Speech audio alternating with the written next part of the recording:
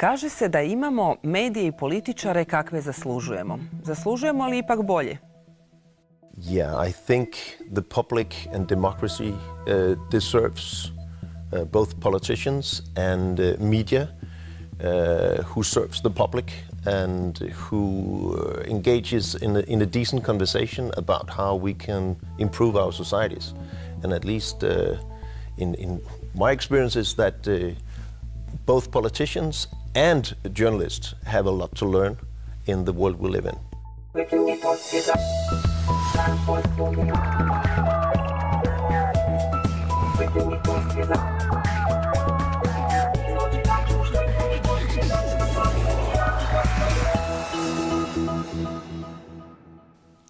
Dobrodošli u Razgovor s razlogom. Da novinarstvo prolazi krizu i nije neka novost. No koliko smo mi novinari odgovorni za apatiju i ravnodušnost u društvu, nepovjerenje u institucije i medije, demokratski deficit? Možemo li novinarstvo ponovno učiniti velikim? Možemo li vratiti povjerenje? Naš gost misli da ima rješenje. Konstruktivne vijesti razlog su za razgovor s dugogodišnjim danskim novinarom i urednikom, a danas izvršnim direktorom Konstruktivnog instituta Ulrikom Hagerupom. Najljepša vam hvala što ste s nama. Thank you for inviting me. Gospodine Hagerup, kako bismo našli rješenje, moramo prvo definirati problem. Znamo da su nas na fakultetima kao studente novinarstva učili, pa onda i u redakcijama kad smo počinjali, da je loša vijest dobra vijest. If it bleeds, it leads. Što krvavije, to bolje. Nas su konkretno na fakultetu učili da nije vijest kad pas ugrize čovjeka, nego kad čovjek ugrize psa. Kamo nas je to dovelo? Yeah, it has increasingly in the digital age led us to a place where we engage ourselves in newsrooms in this country, in my country, and all over the world, where we try to attract attention from people, getting eyeballs, clicks, getting likes, getting views, by basically talking to the fear in people, saying this is also dangerous, you could also die from this, there's a fallen tree there, there's bad weather there. Never mind it's not relevant for you because it might not be in Zagreb or in Croatia, but it might be in Indonesia, but you didn't know when you clicked on it. So we are doing that increasingly to get the attention from the public. But in that we are losing credibility. And I think if we angle our stories in the news business, mainly on things that are extreme, people will end up thinking that the world is extreme.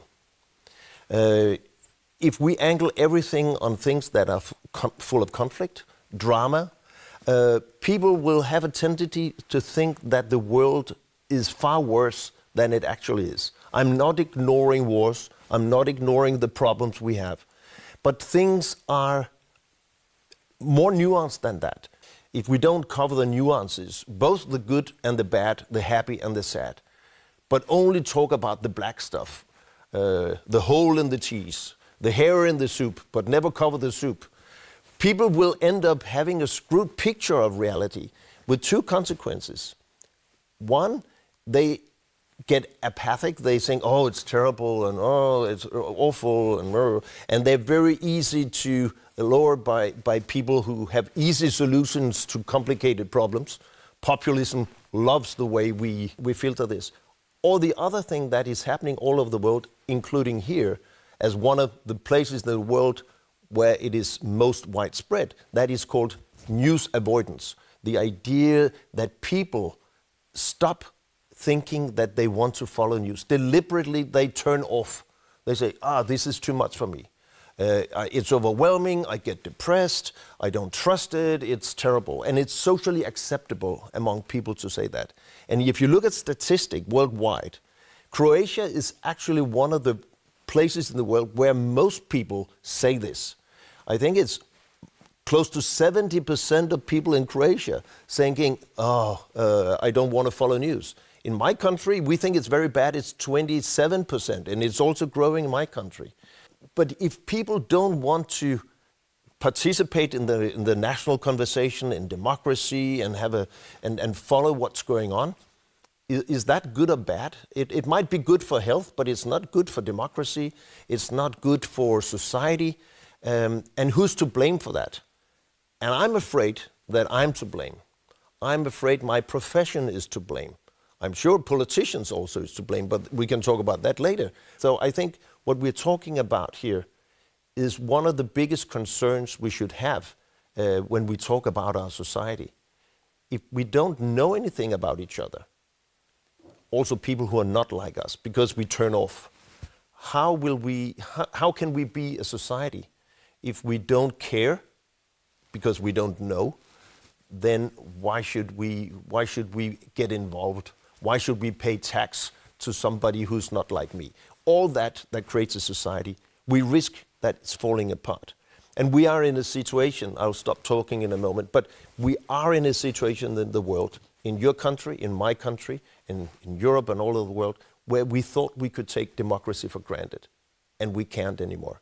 And this is serious stuff. Spomenuli ste koliko malo zapravo hrvatskih građanki i građana prate medije, koliko izbjegavaju medije. Zanimljivo je što ste se pripremajući za dolazak u našu zemlju malo ste pokušali pratiti naslove naših medija. Kakav ste dojam stekli o Hrvatskoj gledajući evo samo te neke naslovnice i naslove koje ste mogli onako brzinski pogledati? I think I'm happy I have a flight out this afternoon, honestly, because if you watch it, there's a lot of entertainment, which is nice, but it doesn't really do anything. And then there's a lot of stories about there's a murder somewhere, and there's a traffic accident here, and there's some politicians yelling at each other there, and then there's demonstrations, and it's like that's Croatia. And then I come here and I see, oh, people are actually living their lives and it's okay, and there are actually things that are working here.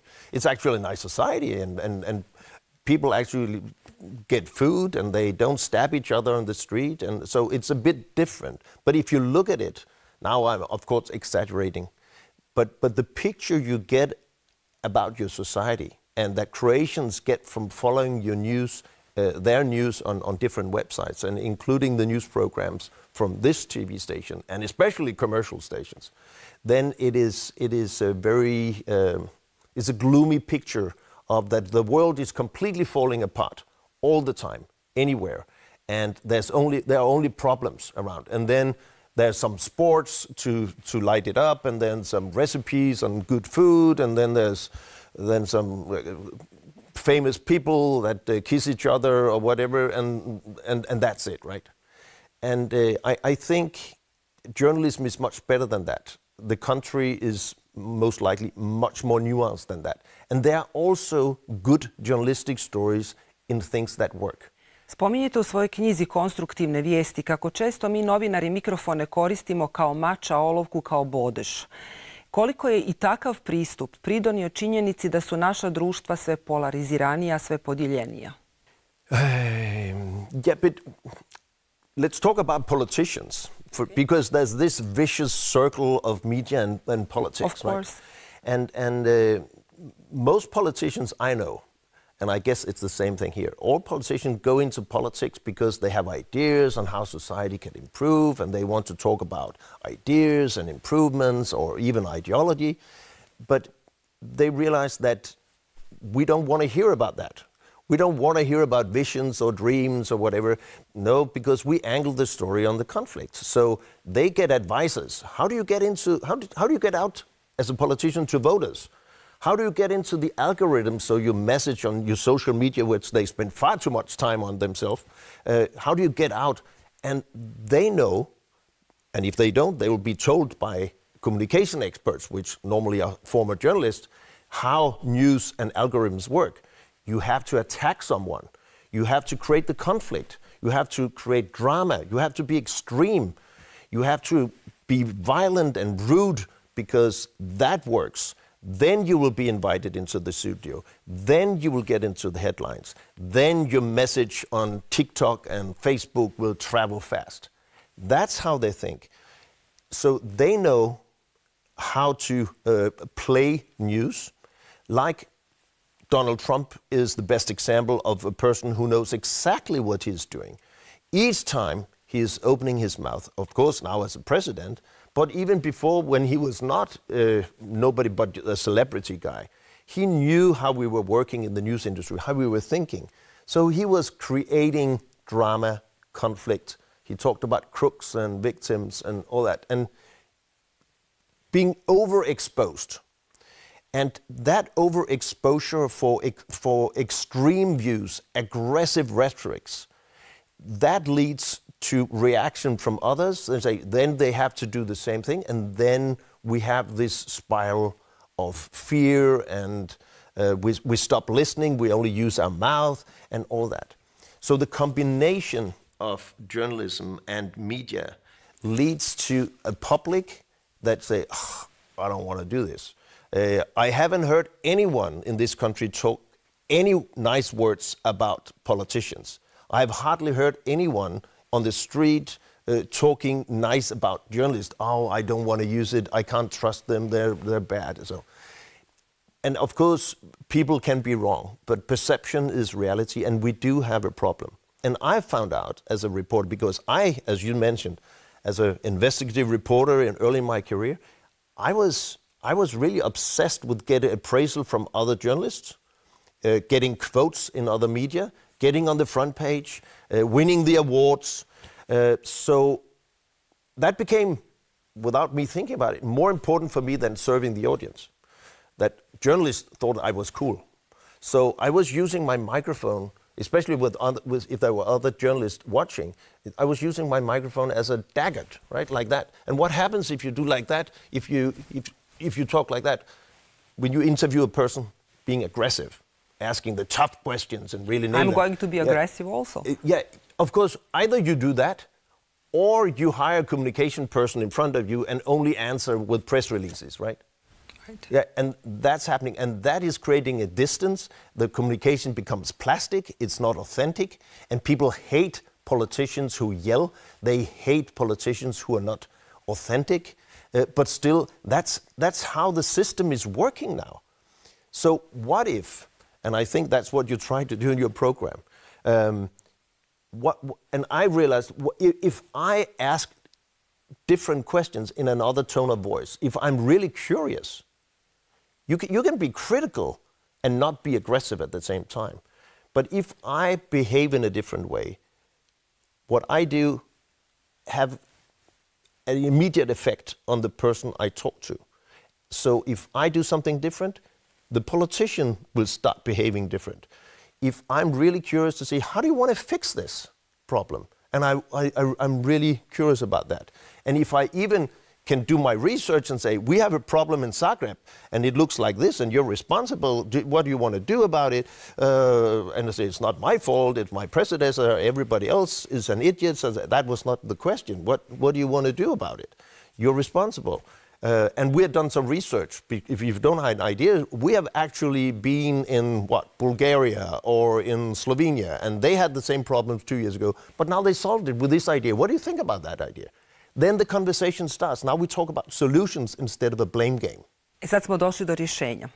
Spominjete znači konstruktivne vijesti i konstruktivno novinarstvo. Što su to konstruktivne vijesti i kakvo je to konstruktivno novinarstvo? Constructive journalism is a way of talking about journalism that deals with a problem. You can't be constructive unless there's a well-documented problem to be constructive about. Otherwise, it's just nice. And we're not talking about happy news, fluffy news, good news. We are talking about societal problems. We document the problem, and then we ask a question. We take it one step further, and we talk about and try to find the answer on, okay, now we know that. What could we do about it? Now what, and how could we do it? So it adds to this. So we angle the story on potential solutions. We look for them. We have a problem. Has anyone solved that or got better the results than we have? What can we learn from them?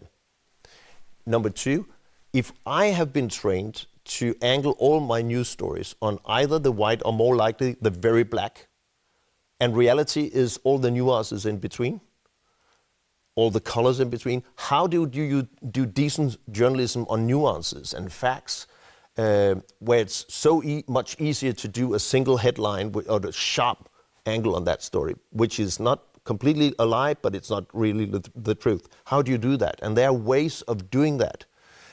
Creating explainers to people, leaving your own bias outside and just make people wiser so they can make up their own mind.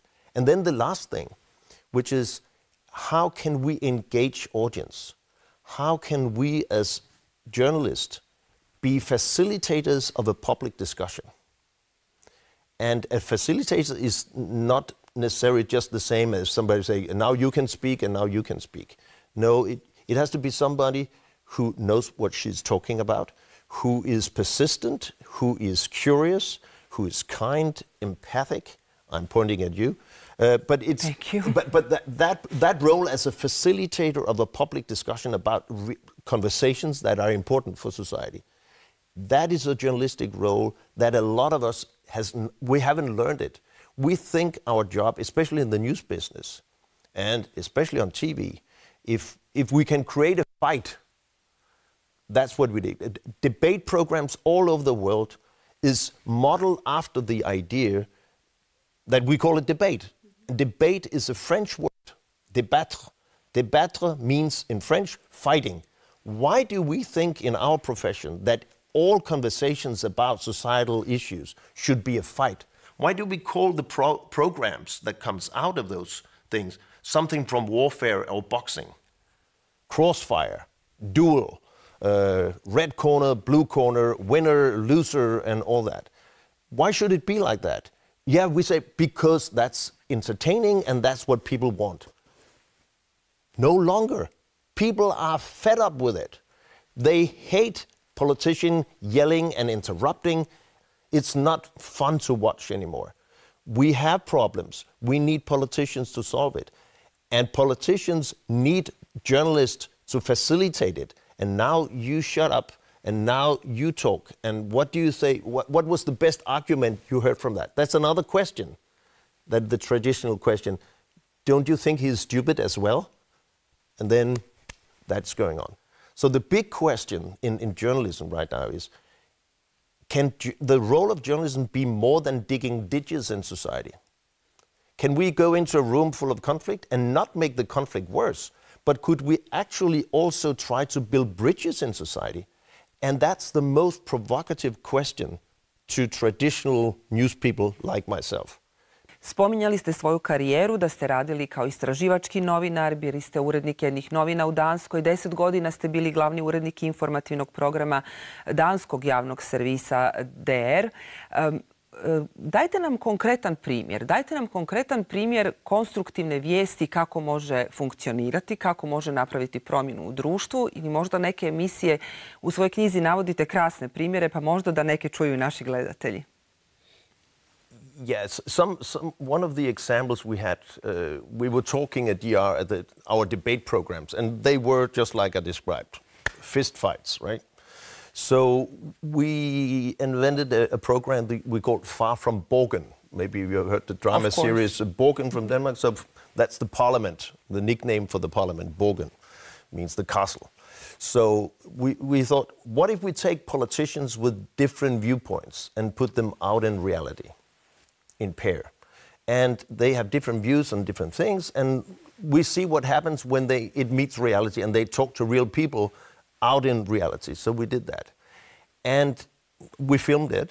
And what happened was that people, first of all, they saw that some of these politicians actually didn't fight on their way in the car or whatever. They started talking and they had a good time. They were for completely different political parties, but they actually turned out to be human beings, and sometimes they even liked each other. That was the first thing. Then they came out in reality, and the engine in the program was, of course, did they change their mind? And if they suddenly were in doubt about their original viewpoint, because suddenly they realized, oh, maybe there are some arguments against my own bias or my own view, it was interesting to see if they dared to say, I just heard an argument that I've never thought about before. And that made me change my mind. So that was one concrete example. I'll mention one other example on how you can cover politics in a completely crazy way, It was, but an extreme way, but pretty fun. You're welcome to steal the idea. Thank you. We called it, up to local election, we called that program Agree or Crushed. It's play with words in Danish. The idea is we have 4 politicians from a local municipality. We have asked voters what are the most important things, and we took them in and we said, for 4 years you haven't been able to solve this problem because you couldn't agree on it. What to do about it? Now we give you 20 minutes to agree. And we put you in a studio like this, and there are walls. And then we take the news anchor outside. You can only hear her in the loudspeaker, and she's a helper. She's trying to help them, and next to her, the viewers will see a mediator. Okay, can you solve this? And if you can't solve it, you have lost. And then there's a punishment. And the punishment is you have to clean up the beaches tomorrow for 8 hours together, or work at the local nursery home, or take care of kindergarten kids, or whatever it is. And they have, of course, agreed to that to get the exposure, being on TV. But if you can do it, we will appraise you, because that would be fantastic. And then a clock starts ticking down from 20 minutes. Every 5 minutes, the walls will go like this. And when there's 5 minutes left, they stand so close together, they touch each other, and they feel the pressure physically. They should really try to make a compromise or find a way to solve the problem that people have told them are the most important problem to be solved in that city. We did 10 programs, and the most amazing thing was that in 8 of those 10 programs, they were able to agree on a solution to a problem that people have in 20 minutes, despite the fact they had spent the last 4 years since the last election not agreeing. And they were completely shocked, the politicians themselves, first, how fun it was, how efficient they became when the incentive structures around a debate changed completely. They were being applauded if they agreed, and they would be punished if they disagreed. Kako je publika reagirala? Kako su gledatelji reagirali? Jeste ostvarili dobru gledanost? They thought it was great. They thought it was, first of all, extremely funny. Secondly, extremely interesting. And suddenly they saw politicians doing what politicians actually want to do when they go into politics. They want to solve people's problems. And they have to do it, if they don't have the majority themselves, they have to compromise with other political parties in order to find a way. That's what they want to do. But as some of the politicians say, in the real world, outside, I never get appraisal if I find a compromise. I only get in the news and get appraisal from other politicians and from media and whatever, and audience, if I attack the other ones. Želite nam reći da onda ne trebamo strahovati, da nećemo izgubiti čitatelje, slušatelje, gledatelje ako prigrlimo konstruktivno novinarstvo? It's the biggest myth that, if you said it in your intro, if it bleeds, it leads, right? A good story is a bad story. We thought it was like that. But that's exactly what drives audiences away, because they're sick and tired of that rhetoric. Of course, you have to do it. Of course, you have to deal with problems. I'm sure, and our surveys show that people still click on something they think is fearful, but they don't read these stories to the end. Nobody reads a news story about suicide bombs in Yemen or a hurricane in Indonesia to the end, because it's not relevant if you live in Zagreb, right? But they scan and they jump to something else. Whereas we can now measure and we can see that people spend much more time on stories about institutions, countries, cities, people who have found ways out, who can give us hope and inspiration to how can we deal with the problems we have in our lives and in our society. And they share them more on social media. They are much more willing to say that news organization I trust if they read a story or watch a story like that. And if you are commercial media, they're also more willing to pay for a subscription after reading a story like that. So it's not only good for the stomach and self-esteem, it's also good for bottom line and the wallet. It's good business. There's a market out there for journalism that you can trust. Journalism that engages, that inspires, that deals with real problems, that is critical but not aggressive, that is critical and also constructive, that documents the present, figure out who's to blame and why did it happen, explain all that, but also ask the question that points to the future, which is now what and how. Radili ste na javnoj televiziji. Javne televizije se diljem Evrope suočavaju s problemima. Ništa bolje nije ni nama na hrvatskoj televiziji. Koji biste savjet dali svima nama koji radimo na hrvatskoj radioteleviziji? Na koji način se trebamo odnositi prema našem programu? Na koji način se trebamo odnositi prema našem informativnom programu? First of all, I think it is important for you owners to understand that it's called public service media. Meaning the owner is the public, it's not the government. And I'm saying that without knowing anything about your company. But I can see around the world that public service companies sometimes are under heavy pressure from the people who sit in government, who think that they own the TV station, the radio station, because they pay, so they want that station to be critical towards their opponents and be nice to them. With that, they lose the station, the journalism lose credibility. And politicians should really, really be careful what they do. There should be an arm's length between them and the TV station and the radio station and the online site on public service. I mean, that's the first thing, because what's happening in your country and a lot of other countries where politicians couldn't avoid the temptation to try to use the power they have to give marketing for themselves. They are losing the audience and the TV station is losing credibility, and it will become relevant. If nobody trusts us, it doesn't matter. So in my mind, that's the first thing.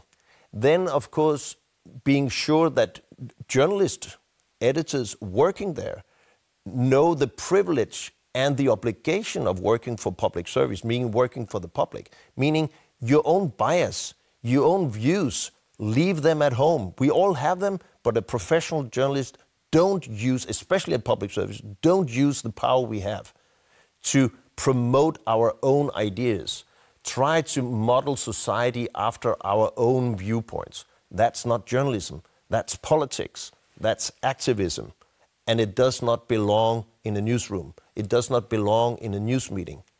I don't know anything about your company, and of course, you never do that here, but I can see in a lot of newsrooms, it's okay to discuss which politicians do I like, who I don't like, and who should we really try to blah, blah, blah. That's not politics. That's not journalism. It's politics and activism.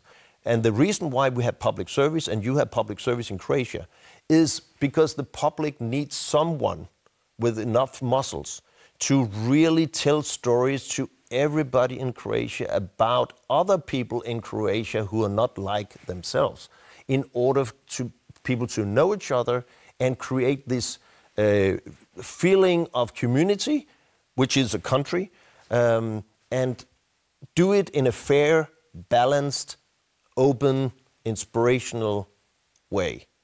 That's the job of public service. The problem with that is you cannot measure that. How do you measure that? How do you make a KPI of making people smarter so they can make better decisions in their own life and we have a better society?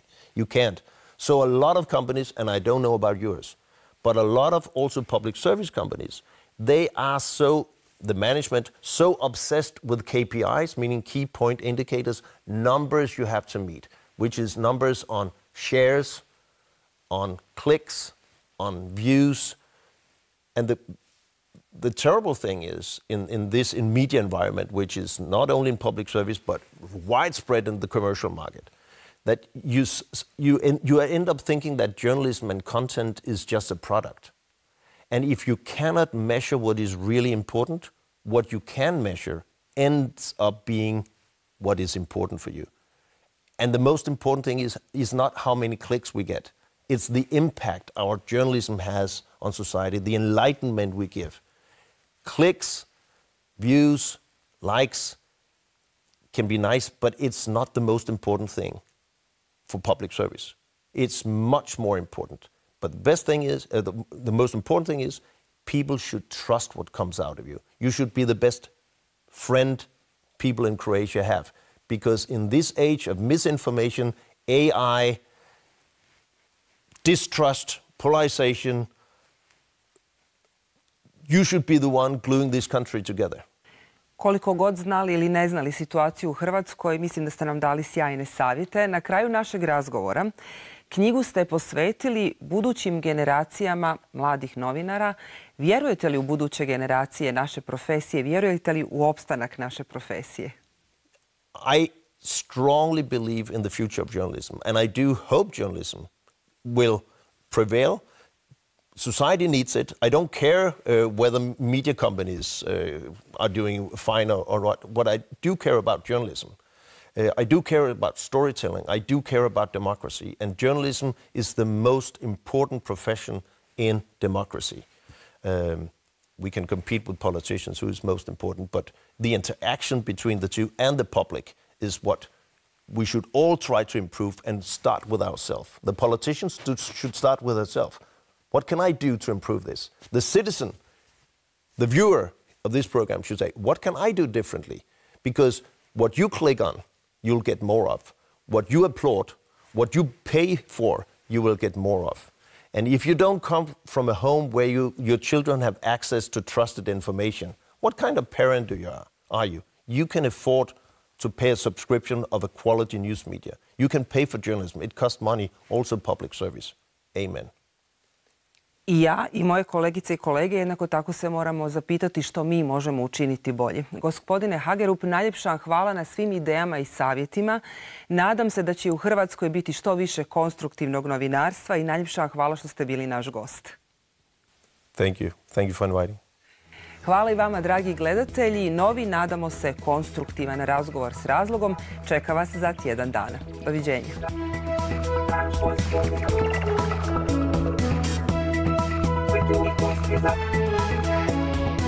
Izvođenja društvenih